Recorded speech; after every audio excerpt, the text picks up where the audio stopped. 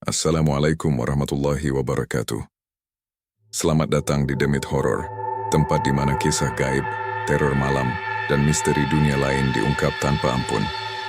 Di sini kamu akan mendengar cerita-cerita yang tak hanya bikin merinding, tapi juga bisa menghantui tidurmu. Suara bergema pelan, efek suara langkah kaki atau pintu berderit. Matikan lampu, pasang headsetmu, dan bersiaplah, karena kamu sedang memasuki dunia Demit Horror. Nada berubah sedikit lebih santai tapi tetap misterius. Jangan lupa untuk like, komen, dan subscribe agar kamu nggak ketinggalan kisah-kisah horor terbaru dari kami. Dan ingat, di balik setiap cerita selalu ada sesuatu yang mengintai. Pagi itu, pasar perkotaan sudah ramai sebelum matahari benar-benar naik. Pedagang sayur berteriak menawarkan dagangan. Aroma bawang dan ikan bercampur dalam udara lembab. Dan suara klakson becak motor saling sahut-menyahut. Di tengah hiruk-pikuk itu, seorang pemuda kurus dengan kaos lusuh mendorong gerobak biru berisi barang-barang bekas. Dialah Rama, tokoh utama dalam kisah ini. Rama terbiasa bekerja sejak subuh. Ia mengumpulkan barang bekas dari warung atau kios yang tutup semalam, lalu menjualnya ke pengepul. Hidupnya sederhana, tapi ia selalu berusaha jujur. Sayangnya, pasar tempat ia mencari nafkah bukanlah tempat yang aman bagi orang lemah. Sudah hampir 6 bulan, gerombolan preman yang dipimpin oleh Rambo, pria bertubuh besar dengan bekas luka di wajahnya, menjadikan Rama sebagai sasaran empuk. Mereka sering mengambil uang hasil jualannya, memalak seenaknya, bahkan merusak gerobaknya jika ia menolak. Hari itu, seperti biasa, Rama baru saja mendapatkan beberapa kantong plastik gelas bekas dan beberapa potong besi tua. Di tikungan menuju penampungan barang rongsok, Rama mendengar tawa kasar. "Woi, si kurus datang!" Suara itu menggelegar. Rama menghentikan gerobak. Jantungnya berdegup keras. Rambo dan 3 anak buahnya berdiri menghadang. Mereka menghisap rokok sambil tertawa-tawa seperti menunggu hiburan. "Apa kabar, Ram?" Rambo menepuk-nepuk pipi Rama dengan kasar. "Duit setoran jangan lupa ya." Rama menelan ludah. "Bang, aku baru jual sebagian. Nanti siang aku ada tambahan lagi." Rambo mendekat. Wajahnya hanya sejengkal dari Rama. "Kau pikir aku mau nunggu? Kau kerja di sini karena aku izinin. Jadi bayar sekarang." Rama mencoba menjelaskan. Tapi tiba-tiba salah satu preman menendang sisi gerobaknya hingga barang-barang di dalamnya berhamburan. Rama tersentak dan bersujud mengambil barang-barangnya yang berserakan. Kerumunan pasar yang melihat kejadian itu hanya bisa diam. Mereka tahu aturan tak tertulis, jangan ikut campur urusan Rambo jika tidak ingin kena masalah. "Mau nunggu apa lagi?" kata Rambo sambil mengangkat batang besi yang jatuh. "Ini barang lumayan ya." "Bang, jangan! Itu buat aku jual!" Tiba-tiba, pukulan keras melanda di perut Rama. Napasnya terputus. Ia jatuh berlutut sambil menahan sakit. Tapi preman itu tidak berhenti. Mereka menendang, memukul, dan mencaci maki Rama seperti hewan. Pedagang di sekitar hanya menunduk, takut. Rama menggigil, namun tak ada yang bisa ia lakukan. Ia tahu melawan hanya akan memperburuk keadaan. Namun, di tengah rasa sakit itu, ada sesuatu yang mulai berubah dalam dirinya. Sebuah bara kecil yang perlahan tumbuh menjadi api. Ketika Rambo dan anak buahnya akhirnya pergi sambil membawa barang dagangan Rama, pemuda itu hanya bisa tergeletak di samping gerobak rusaknya. Seorang pedagang tua, Pak Tarto, mendekat. "Ram, kamu harus hati-hati. Preman-preman itu makin menjali." Rama mencengkram tanah dengan tangan gemetar. Aku nggak bisa begini terus, Pak." Mata Rama berkaca-kaca, bibirnya bergetar antara sakit dan marah. "Sampai kapan aku jadi tumbal mereka?" Pak Tarto menghela napas panjang. "Kalau kamu pilih jalan salah, kamu bisa kehilangan lebih dari yang kamu kira." Namun kata-kata peringatan itu justru makin menyesakkan dada Rama. Dalam pikirannya, hanya ada satu hal. Dia harus berubah. Dia tidak bisa terus hidup seperti ini. Dan malam itu, ketika Rama pulang dengan tubuh penuh memar, ia berdiri lama di depan cermin kecil di kamarnya. Wajahnya lebam, Bibirnya pecah, tapi di matanya ada sesuatu yang belum pernah ia lihat sebelumnya. Kebencian yang murni dan dalam. Dia berbisik pada dirinya sendiri. Aku akan hentikan mereka, apapun caranya. Dari keputusasaan itulah, langkah kelam Rama dimulai.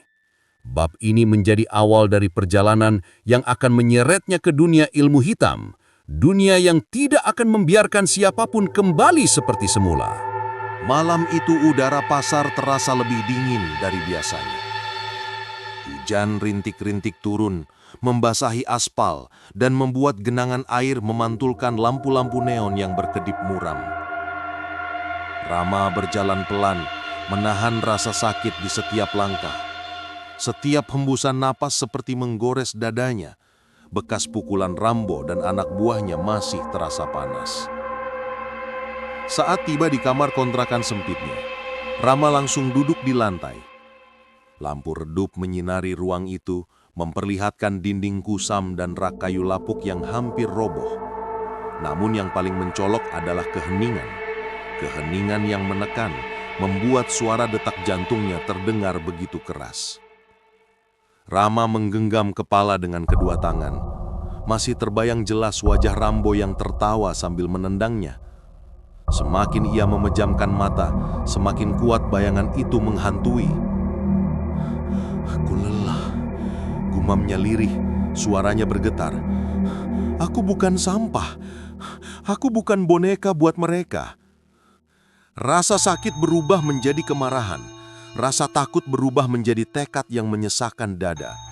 Untuk pertama kalinya dalam hidupnya, Rama mulai mencari jalan keluar yang tidak pernah terpikirkan sebelumnya. Keesokan harinya, dengan tubuh masih perih, Rama kembali ke pasar untuk memperbaiki gerobaknya. Saat ia sedang memunguti baut dan paku yang berceceran, seorang pedagang tua menghampirinya, Pak Tarto, orang yang kemarin menolongnya. Ram, kamu masih datang juga? Istirahat dulu saja, katanya pelan. Rama mengsenyum hambar. Kalau aku nggak kerja, aku nggak makan, Pak. Pak Tarto menghela napas panjang, lalu menatap Rama lebih serius. Aku tahu kamu marah, tapi kalau kamu pilih jalan salah, hidup kamu bisa lebih hancur dari ini. Rama menatap Pak Tarto dengan mata memerah. Aku cuma nggak mau diinjek-injek lagi, Pak. Pak Tarto ragu sejenak lalu berbisik. Dulu, ada orang pasar sini yang juga sering dipalak sama preman. Dia pergi berguru ke Banten. Katanya belajar ilmu pukulan. Pukulan yang bisa meremukkan tulang manusia hanya dengan satu hentakan. Rama terdiam. Terdengar seperti cerita lama penuh tahayul, tapi dia tidak bisa mengabaikannya. Ilmu pukulan itu? Apa namanya, Pak? Pak Tarto menggeleng. Aku nggak tahu pasti, tapi katanya itu ilmu hitam. Ilmu yang menuntut tumbal. Yang belajar itu akhirnya hilang entah kemana. Namun bagi Rama, kata ilmu hitam bukanlah peringatan. Itu terdengar seperti harapan. Satu-satunya cara yang bisa memberinya kekuatan untuk membalas. Hari berikutnya Rama kembali bekerja seperti biasa. Tapi setiap kali ia melihat Rambo dari jauhan, amarah itu muncul lagi. Setiap pukulan yang ia terima terulang dalam ingatannya, seperti rem abu-abu yang tak bisa dihapus. Malam demi malam Rama tidak bisa tidur nyenyak. Ada bisikan kecil di kepalanya. Kalau kau tetap begini, mereka akan membunuhmu perlahan. Balas, balas Rama. Ia terkadang bangun tengah malam dengan napas tersengal, memikirkan bagaimana hidupnya akan terus menderita jika ia tidak berubah. Hingga suatu malam saat hujan turun deras dan suara petir menggetarkan langit, Rama duduk di depan pintu kontrakan sambil memeluk lutut. Di tangannya ada pisau kecil yang biasa dia pakai untuk memotong barang rongsok. Ia menatap pisau itu lama sekali, mempertimbangkan sesuatu yang gelap. Aku gak bisa tetap jadi korban. Aku harus punya kekuatan. Suara petir menyambar menerangi wajah Rama yang dipenuhi tekad dan kemarahan. Beberapa hari kemudian Rama kembali bertanya pada Pak Tarto. Setelah banyak memohon, pedagang tua itu akhirnya menceritakan lebih jauh. "Kalau kamu benar-benar mau," katanya sambil menatap sekitar untuk memastikan tak ada yang mendengar, "ada satu nama yang pernah disebut orang-orang dulu, Ki Jagatwara." Rama mengerutkan dahi. "Siapa dia, Pak?" "Seorang guru kanuragan yang tinggal di desa terpencil Banten. Tapi orang bilang dia bukan guru biasa. Dia menguasai ilmu yang disebut pukulan Brojo Musti, ilmu pemukul roh." Rama merasakan bulu kuduknya merimang. Kata itu, Brojo Musti, terdengar begitu asing namun memikat. Banyak yang bilang ilmu itu bisa membunuh Ram. Tangannya seperti dihuni kekuatan lain. "Di mana aku bisa menemukannya, Pak?" Pak Tarto langsung memegang bahu Rama sedikit keras. "Jangan cari dia, Ram. Orang yang ke sana nggak pernah kembali seperti semula. Ilmu itu ngeri, makan tumbal." Namun kata-kata itu tak lagi bisa menghentikan Rama. Keputusasaan sudah berubah menjadi niat. Malam itu, setelah pasar tutup dan langit gelap total, Rama duduk sendirian di gerobaknya. Lampu-lampu jalan terlihat jauh dan pasar telah berubah menjadi tempat sunyi yang hanya menyisakan suara tikus dan angin. Ia memandang tangan kanannya, tangan yang selama ini lemah, tangan yang tak bisa membela dirinya sendiri. "Aku harus pergi. Aku harus belajar itu. Aku harus menghentikan mereka." Ia berdiri, memutuskan sesuatu yang akan mengubah hidupnya sepenuhnya. Rama akan pergi ke Banten, mencari Ki Jagatwara, mencari ilmu pukulan Brojo Musti, apapun resikonya. Dan pada saat keputusan itu tercipta, ada sesuatu yang halus dan dingin berbisik di belakang tubuhnya, seolah-olah ada yang menyambut langkah gelap yang baru saja ia pilih. Bab berikutnya akan menjadi awal dari perjalanan Rama menuju dunia kegelapan yang sebenarnya. Langit masih gelap ketika Rama meninggalkan kontrakannya. Tas kecil berisi beberapa potong pakaian ia sandangkan di punggung. Sementara di tangannya, ia membawa sebungkus roti murahan dan sebotol air. Udara dini hari begitu dingin, membuat napasnya tampak seperti asap tipis. Ia tidak memberitahu siapapun tentang kepergiannya, bahkan tidak kepada Pak Tarto. Rama tahu, jika ada yang mencoba menghentikannya, ia mungkin akan ragu. Dan keraguan itulah yang bisa membawanya kembali menjadi korban. Ia menuju terminal kecil di sudut kota. Lampu-lampu neon di tempat itu berkelip seolah enggan hidup, memberikan suasana muram yang menempel di udara. Beberapa penumpang mengantre dengan wajah mengantuk, tapi Rama hampir tidak memperhatikan mereka. Pikirannya hanya tertuju pada satu kata, Banten. Banten menjadi tujuan yang terasa seperti gerbang menuju dunia tak dikenal. Setelah naik bus tua berbau solar dan asap rokok, Rama duduk di kursi paling belakang. Kursi itu keras, pegasnya terasa menusuk, namun ia tidak peduli. Matanya menatap keluar jendela, mencoba mengusir kegelisahan yang menggantung di dadanya. Dalam perjalanan, Rama beberapa kali memejamkan mata. Tetapi setiap kali ia terlelap sebentar, mimpi buruk muncul. Ia melihat sosok hitam tanpa wajah berdiri di pinggir jalan panjang yang berkabut. Sosok itu seolah mengamati bus yang ia tumpangi. Saat bus mendekat, sosok itu menghilang tiba-tiba, lalu muncul lagi di kursi kosong di sebelahnya. Rama terbangun dengan napas terengah. Jantungnya berdebar keras. Ia melirik ke kursi sebelah. Kosong tentu saja. "Aku cuma terlalu lelah," gumamnya. Namun rasa gelisah itu tidak hilang. Setelah perjalanan berjam-jam, bus berhenti di pinggiran sebuah desa yang tampak terpencil. Jalan tanah berdebu, pepohonan lebat di kiri kanan, dan udara terasa lebih lembab. Beberapa rumah kayu tampak kusam, kaca-kacanya pecah dan catnya mengelupas. Beberapa ayam berkeliaran, namun tidak ada suara manusia sama sekali. Rama mendekati seorang pria tua yang sedang duduk di teras sambil menghisap rokok linting. "Pak, maaf, saya ingin bertanya. Apa Bapak tahu tempat tinggal Ki Jagatwara?" Pria itu langsung terdiam. Rokok yang digenggamnya sedikit bergetar. Ia menatap Rama dengan sorot mata penuh kecemasan. "Untuk apa kau cari dia?" Suaranya serak dan nadanya penuh ketakutan. Rama mencoba tersenyum meski hatinya gelisah. Saya ingin belajar sesuatu dari beliau. Pria itu menggeleng pelan, ekspresinya semakin tegang. Anak muda yang mencari Ki Jagatwara biasanya datang dengan satu hal, dendam. Rama tersentak, tapi ia tidak menyangkal. Saya cuma ingin membela diri, Pak. Pria itu berdiri dan mendekat, menatap Rama dari jarak sangat dekat. Ki Jagatwara bukan guru silat biasa. Dia bukan manusia. Lagi-lagi.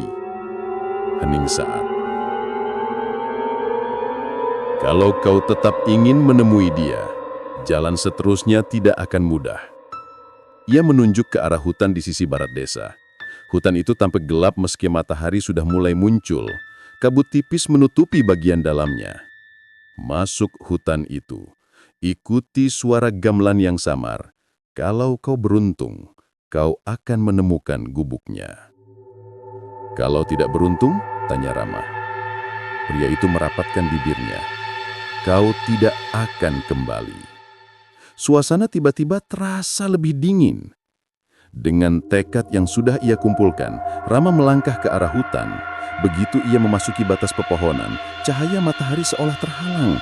Udara berubah lembab dan berat membuat Rama sulit bernapas. Ia berjalan menembus semak, ranting-ranting rapuh patah di bawah kakinya. Sesekali ia mendengar suara-suara yang tidak jelas. Rintihan lirih, bisikan samar, langkah kaki yang tidak ia tahu dari mana asalnya. Jantung Rama mulai berdegup kencang, namun ia terus berjalan. Beberapa menit kemudian, ia mendengar sesuatu, suara seperti gamelan, sangat pelan seperti berasal dari kejauhan. Tang, ting, tung. Rama mengepalkan tangan. Itu dia. Namun setiap kali ia bergerak mendekat ke arah suara itu, gamelan tersebut seperti menjauh lagi. Hutan seolah mempermainkannya, membuatnya berjalan memutar tanpa disadari. Saat rasa lelah mulai memuncak, Rama memutuskan untuk berhenti sejenak. Ia bersandar pada batang pohon besar mencoba mengatur napas. Tiba-tiba, bulu kuduknya meremang.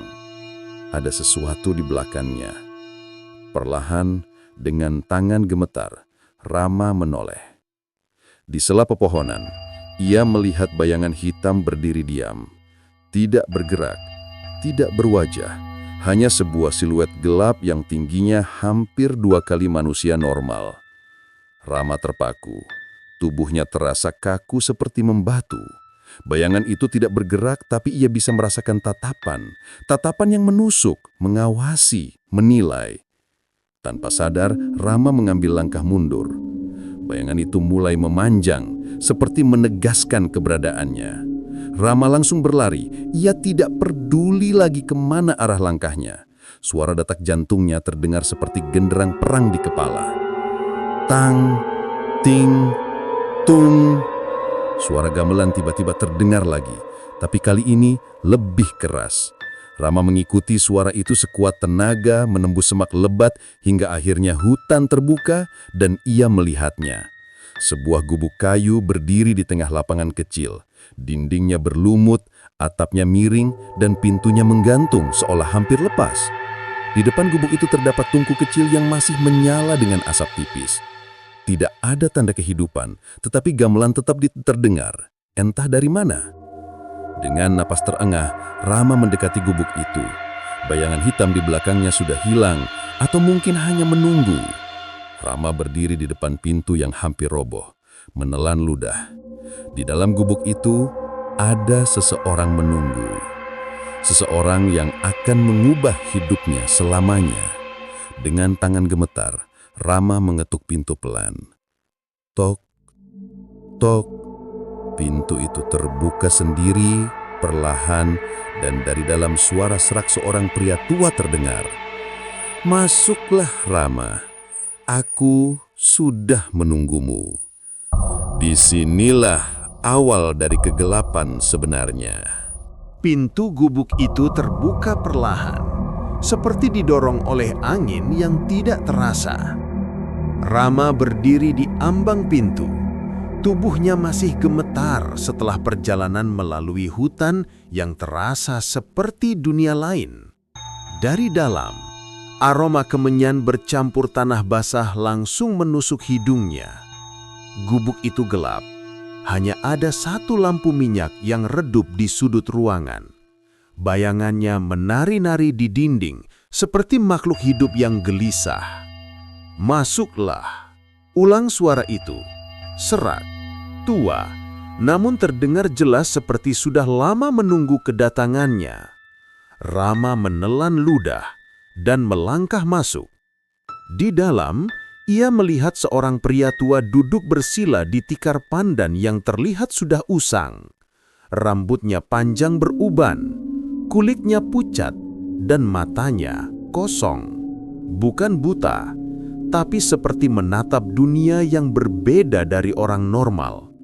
Sorot mata yang membuat punggung Rama merinding. Ki Jagadwara tidak bergerak banyak, namun kehadirannya terasa begitu menekan, seolah udara di sekelilingnya ikut menunduk. "Ki, apakah benar ini gubuk Ki Jagadwara?" tanya Rama dengan suara pelan. Pria tua itu tersenyum tipis, namun senyumnya tidak membawa rasa nyaman. "Aku sudah tahu kau akan datang sejak kau meninggalkan kota itu." Rama terdiam. Bagaimana Ki bisa tahu? Ki Jagadwara tidak menjawab. Ia hanya melirik tangan Rama seolah bisa melihat jauh lebih dalam daripada sekedar kulit dan daging. "Kemarahanmu, dendammu, itu seperti api yang menyala terlalu tinggi. Api seperti itu selalu memanggil makhluk-makhluk tertentu." Rama mundur setengah langkah, merasakan dingin di tengkuknya. Makhluk-makhluk tertentu, apa itu berkaitan dengan bayangan hitam yang ia lihat di hutan? Aku datang untuk belajar ilmu, Ki. Aku ingin bisa membela diri. Aku sudah lelah jadi korban." Ki Jagadwara mengangguk pelan, seolah sudah menduga jawaban itu sejak awal. "Setiap murid yang datang kepadaku selalu mengucapkan alasan yang sama. Dan setiap murid juga berpikir mereka siap menanggung akibatnya." Ki Jagadwara kemudian mengangkat tangannya. Tangan tua itu kurus, tetapi jari-jarinya panjang dan menghitam di ujungnya, seolah sering menyentuh sesuatu yang bukan milik dunia manusia. "Ilmu yang kau cari bukan ilmu silat biasa, bukan ilmu pemukul sembarangan." Ia menatap tajam ke mata Rama. "Pukulan Brojo Musti adalah ilmu pemanggil roh pemukul. Ia meminjam kekuatan dari dunia yang tidak terlihat." Rama menelan ludah. Apa maksud Ki? "Pukulanmu nanti bukan hanya akan menghancurkan tubuh lawan. Ilmu ini juga bisa meremukkan roh mereka." Ruangan tiba-tiba terasa lebih dingin. Cahaya lampu minyak bergetar, seolah takut. Rama mulai merasakan keraguan, tapi ia sudah terlalu jauh untuk mundur. "Aku siap, Ki," katanya meski suaranya sedikit goyah. Ki Jagadwara tersenyum, senyum yang bagi Rama lebih menyeramkan daripada bayangan hitam manapun. "Baik, kalau kau benar siap, kita akan mulai dari penyucian tubuh dan jiwamu." Ki Jagadwara mengambil sebuah kendi tanah liat dan menuangkannya ke sebuah mangkuk. Air itu berwarna kehijauan, bercampur dengan serpihan dedaunan dan semacam garam kasar. "Minum ini." Rama ragu sesaat. "Apa ini, Ki?" "Air pemisah. Setelah meminumnya, roh jahat dalam dirimu akan keluar. Kalau tidak ada roh jahat, maka yang keluar adalah bayangan ketakutanmu sendiri." Rama menatap mangkuk itu. Baunya tajam, seperti tanah bercampur darah kering. Namun ia tetap mengangkatnya. Begitu air itu menyentuh lidahnya, tubuhnya seperti ditusuk 1000 jarum. Perutnya mual, kepalanya terasa ingin pecah, dan tiba-tiba Rama tidak lagi berada di gubuk itu. Ia seperti berada di ruangan gelap tanpa batas. Tidak ada suara, tidak ada cahaya, namun ia merasakan kehadiran sesuatu di belakangnya. Sesuatu yang sama seperti yang ia lihat di hutan. Bayangan hitam itu mendekat, tubuhnya memanjang, wajahnya kosong tanpa mata. Namun kali ini ia mendengar suaranya. Suara seperti ribuan bisikan bercampur menjadi satu. Rama, aku sudah menunggumu. Biarkan aku masuk. Sosok itu menyentuh bahunya. Jari-jarinya dingin seperti es, tetapi terasa nyata. Rama menjerit. Saat ia kembali tersadar, ia menemukan dirinya tersungkur di lantai gubuk, tubuhnya bergemetar hebat. Keringat dingin menetes dari dahinya dan nafasnya tidak beraturan. Ki Jagadwara tidak tampak terkejut. Ia hanya mengangguk pelan. Roh itu sudah melihatmu, katanya. Itu baik, artinya kau cocok. Cocok untuk apa, Ki? Suara Rama serak. Ki Jagadwara menatapnya lama, lalu berkata, cocok untuk menjadi wadahnya. Rama membeku. Namun Ki Jagadwara melanjutkan, suaranya tenang seperti membicarakan hal biasa. Mulai malam ini, kau akan menjalani 3 tahap. Tahap pertama adalah menerima kehadiran roh pemukul itu. Tahap kedua adalah mengikatnya dalam tubuhmu. Dan tahap ketiga adalah menggunakannya. Ia tersenyum samar. Setelah itu, tidak ada yang bisa menyentuhmu lagi, Rama. Rama menutup mata, mencoba menenangkan napasnya. Ia tahu jalan ini gelap, tapi tekadnya sudah dibuat. Ki, aku siap. Ki Jagadwara mengangguk. Bagus, katanya, karena besok malam ritual pertama akan dimulai. Di luar gubuk, angin berembus pelan. Namun suara gamelan yang samar mulai terdengar lagi. Kali ini seperti menyambut seorang murid baru yang telah memilih jalan tanpa kembali. Angin malam merayap pelan di lorong-lorong pasar yang mulai sepi. Lampu-lampu temaram berkelip seperti mau padam, meninggalkan bayangan panjang yang bergerak-gerak di dinding kios-kios kosong. Di salah satu sudut pasar, Arga berdiri sendirian. Tubuhnya tegap, tapi matanya menyimpan kegelisahan yang tak bisa ia sembunyikan. Sejak kembali dari Banten, ada sesuatu dalam dirinya yang berbeda. Tangan kanannya sering bergetar tiba-tiba, seolah-olah ada sesuatu yang hidup dan bernafas di dalam sana. Kadang muncul rasa panas seperti bara. Kadang muncul rasa dingin yang membuat tulang-tulangnya seperti retak. Tapi malam itu, getarannya jauh lebih kuat. Arga bisa merasakannya seperti detak jantung kedua. Di kejauhan, suara tawa kasar terdengar. Tawa yang sangat ia kenal. Bargo dan 2 pengikutnya. Preman-preman itu berjalan sempoyongan sambil menendang gerobak pedagang yang sudah ditinggalkan. Mereka mabuk, beringas, dan seperti biasa ingin mencari masalah.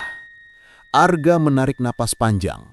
Sudah beberapa hari ia menghindari mereka karena tidak ingin langsung menguji ilmu barunya tanpa benar-benar memahami kekuatannya. Tetapi malam itu tidak ada tempat lagi untuk mundur. Lorong pasar itu sempit. Mereka sudah melihatnya, dan mereka berjalan mendekat dengan wajah sinis. Bargo menyeringai. Wah, wah. Ini bocah pasar yang kemarin kabur ke entah mana. Berani balik atau mau kami ajarin lagi biar kapok? Arga diam. Ia tidak bergerak, tapi matanya menatap lurus, tenang, berbeda dari biasanya. Salah satu anak buah Bargo mendekat dan mendorong bahunya keras. Hei, aku ngomong Tangan kanan Arga bergerak spontan. Bukan pukulan keras, bukan pukulan cepat, bukan pukulan besar. Tetapi saat telapak tangannya menabrak dada preman itu, udara seperti meledak pelan. Dup, suara pendek, seperti bambu dipukul dari dalam. Preman itu terpental ke belakang sejauh hampir 2 meter dan jatuh menghantam tumpukan peti buah. Nafasnya tersengal-sengal, matanya terbelalak, mulutnya terbuka, tapi tidak ada suara yang keluar selain satu tarikan napas panik. Bargo langsung berhenti tertawa. Apa itu? Gumamnya, suaranya bergetar. Arga menatap tangannya, terkejut sekaligus takut. Rasa panas itu kini menyebar sampai ke siku. Urat-urat biru tipis muncul di kulitnya, seolah sedang dialiri sesuatu yang bukan darah. "Beraninya kamu!" geram Bargo, lalu menerjang seperti kerbau marah. Arga tidak sempat berpikir, tubuhnya bergerak sendiri. Ia memutar sedikit pinggangnya dan mengayunkan tangan kanan ke arah dada Bargo. Kali ini dengan dorongan tekad yang penuh. Brojo Musti! Dum! Suara benturannya tidak seperti pukulan manusia. Lebih mirip seperti dentuman petir yang dikurung di dalam ruangan kecil. Angin di sekitar mereka bergerak memutar seperti tersedot. Bargo terlempar menghantam tembok kios dengan keras, membuat papan kayu pecah berhamburan. Dia terkapar, tubuhnya kejang-kejang, mulutnya berbusa. Preman terakhir yang masih berdiri langsung pucat pasi. Ia memandang Arga seperti melihat wujud setan hidup. Kau bukan manusia lagi!" bisiknya. Ia lari bertebit-tebit, menjerit ketakutan sambil memanggil Tuhan dan sumpah serapah sekaligus. Arga berdiri terpaku. Ia tidak tahu apakah ia harus bangga, takut, atau menyesal. Kekuatan itu lebih besar dari dugaannya, terlalu besar, bahkan untuk dirinya sendiri. Tanpa ia sadari, di balik kios gelap di sudut lorong, seekor burung hantu hitam bertengger di balok kayu, mengamati setiap gerakan Arga. Matanya merah menyala, tidak berkedip, seolah sedang memastikan bahwa ilmu yang diberikan sang guru telah mulai merasuki tuannya. Arga menelan ludah, menatap lorong yang kini sunyi. Di kejauhan, sirine mobil patroli mulai terdengar.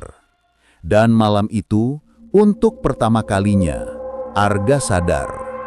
Ilmu Brojo Musti bukan hanya akan melindungi dirinya, tapi juga akan menariknya ke jalan gelap yang tidak bisa ia putar kembali. Sejak kejadian malam itu, pasar yang biasanya gaduh mulai berubah suasananya. Orang-orang berbisik setiap kali Arga lewat. Ada yang berhenti bicara tiba-tiba. Ada yang pura-pura sibuk menata dagangan. Ada juga yang menatapnya dari balik kios dengan campuran rasa penasaran dan ketakutan. Kabar tentang Bargo dan anak buahnya yang terkapar seperti habis diserang makhluk goib menyebar dalam semalam. Tapi tidak ada yang berani menyebut nama Arga secara langsung. Mereka hanya menyebut satu kalimat yang terdengar pelan namun menusuk. Ada yang jaga dia sekarang. Arga sendiri merasa semakin gelisah. Setiap malam, getaran di tangannya muncul makin kuat, seolah-olah ada sesuatu yang ingin keluar dari balik kulitnya.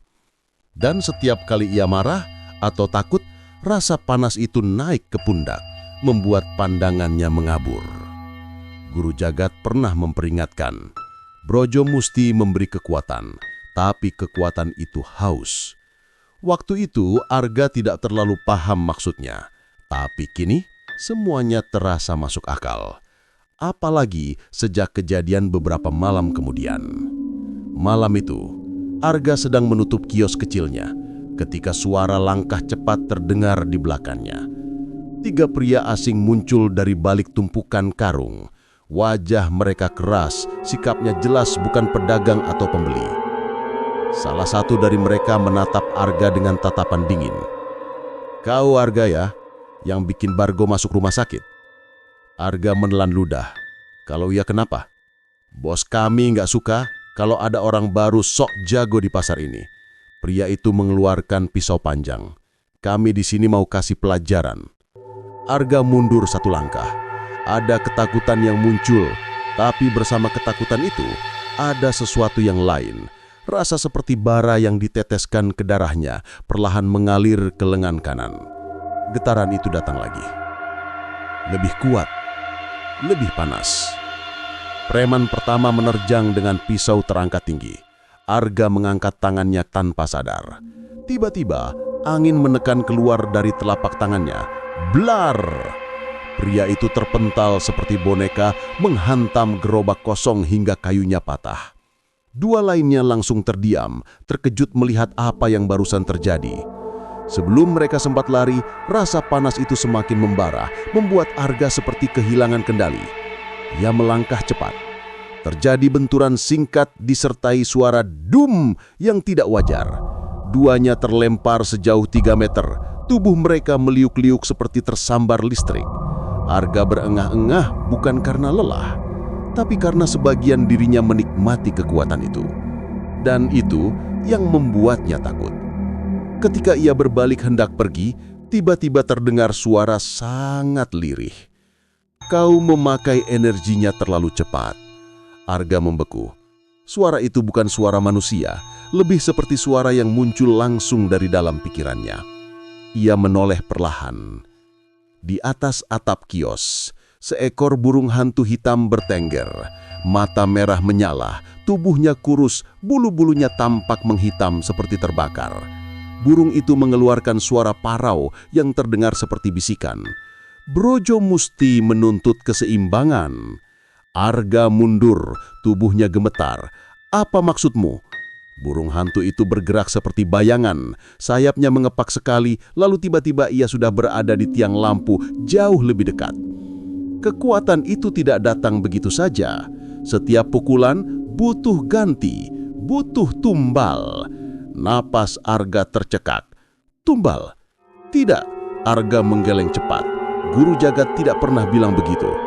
Burung itu tertawa, tawa melengking yang membuat bulu kuduk berdiri. Bukan tugasnya menjelaskan sisi gelap ilmu itu, tugasnya hanya membukanya untukmu. Arga melarikan diri panik.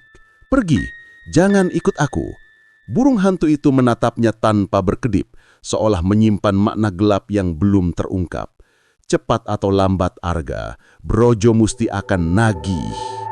Kemudian burung itu terbang ke langit malam, menghilang dalam gelap seperti asap. Arga terdiam lama. Jantungnya berdetak keras. Pasar terasa semakin sunyi, semakin dingin, dan lorong-lorong gelap seperti merapatkan diri ke arahnya, menunggu sesuatu terjadi. Dan malam itu, Arga mulai menyadari kekuatannya bukan hanya memberi keberanian, tapi juga mengundangnya pada bayang-bayang yang tidak bisa ia hindari. Hujan turun sejak sore, membuat pasar tampak lebih muram dari biasanya. Air mengalir di sela-sela lantai batu, membawa sampah-sampah kecil menuju selokan. Lampu-lampu kios berkelip, sebagian padam sama sekali, membuat suasana semakin seperti labirin gelap yang menunggu korban. Arga duduk di dalam kiosnya, memandang kedua tangannya yang kini semakin sering bergetar. Setiap kali getaran itu datang, pikirannya seperti terbagi dua. Sebagian dirinya ingin menolak, sebagian lainnya ingin melepaskan. Brojo Musti menuntut. Tumbal. Ucapan burung hantu itu terus menggema di kepala, membuat Arga sulit bernapas setiap kali mengingatnya. Ia meremas rambutnya, mencoba menenangkan diri. Tapi ketakutannya malah bertambah saat kilasan wajah 3 preman yang ia pukul malam sebelumnya muncul di benaknya. Semua terkapar, bibir berbusa, tubuh kejang. Seolah pukulannya mengalirkan sesuatu yang bukan kekuatan biasa, sesuatu yang hidup. Hujan semakin deras ketika suara langkah kaki mendekat dari luar kios. Arga mengangkat kepala. Seseorang berhenti tepat di depan pintu. Arga. Suara itu berat, namun tidak asing. Arga berdiri perlahan. Di hadapannya, berdiri seorang pria berbadan besar dengan luka memar di pipi dan tangan yang diikat perban. Mata pria itu penuh kebencian. Bargo. Namun malam itu, Bargo tidak datang sendirian. Di belakangnya ada 4 pria lain, lebih besar, lebih garang, dan tampaknya bukan preman lokal. Bargo menyeringit, meski senyumnya dipenuhi sakit. Kau kira hanya karena punya jurus baru, kau bisa menguasai pasar ini sendirian? Arga menengus. Aku tidak ingin menguasai pasar. Tapi sekarang, semua orang takut samamu. Bargo meludah ke lantai. Dan itu masalah buat kami. Arga menatapnya tajam. Aku tidak mau ribut lagi. Pergi sebelum aku... Kau apa? Bargo meradang. Hantam aku lagi. Lempar aku ke tembok. 4 pria di belakangnya maju selangkah, memberi tekanan mental yang berat pada Arga. Untuk sesaat, Arga merasa dadanya sesak. Ketakutan muncul. Dan bersama ketakutan itu, rasa panas mulai merayap ke bahunya. Getaran di tangan kanan kembali. Tidak, bukan sekarang. Arga mencoba menahan, tapi tubuhnya mulai menghilangkan kendali. Pria pertama menyerang tanpa aba-aba. Ayunan pentungan kayu mengarah langsung ke kepala Arga. Arga menunduk refleks, lalu tangan kanannya bergerak cepat. Dum! Pukulan Brojo Musti mengenai perut pria. Sejak insiden dengan Bargo, pasar tidak pernah lagi sama. Orang-orang mulai menutup kios lebih cepat. Beberapa bahkan memilih pindah lokasi berdagang. Kabar tentang pasar yang dihantui kekuatan gelap menyebar seperti api, membuat suasana tiap malam penuh ketakutan. Dan pusat ketakutan itu adalah Arga. Bukan karena ia ingin menakutkan orang, bukan karena ia sengaja menyakiti siapapun, tetapi karena setiap malam sesuatu dalam dirinya semakin sulit dikendalikan. Malam itu, Arga duduk sendirian di dalam rumah kontrakannya yang hanya diterangi satu lampu redup. Keringat membasahi punggungnya meski angin malam masuk dari jendela yang terbuka. Setiap detik, lengan kanannya berdenyut seperti menampung detak jantung lain, detak yang bukan miliknya. Berhenti, berhenti! Arga memegangi lengannya, merintih pelan. Tapi rasa panas muncul lagi, lebih kuat, seperti bara hidup merayap dari lengan ke seluruh tubuhnya. Tiba-tiba, terak! Lampu kamar padam. Arga terkejut. Rumah menjadi gelap total. Hanya suara angin malam yang terdengar, meniup daun kering di halaman depan. Tetapi dari sudut gelap ruangan, terdengar suara lain. Suara berat, seperti langkah kaki menyeret sesuatu. Serak, serak, serak. Arga mematung. Itu siapa? Tidak ada jawaban.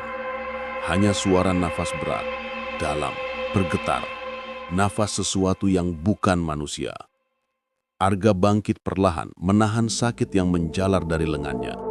Ia mencoba meraba tembok untuk mencari saklar lampu.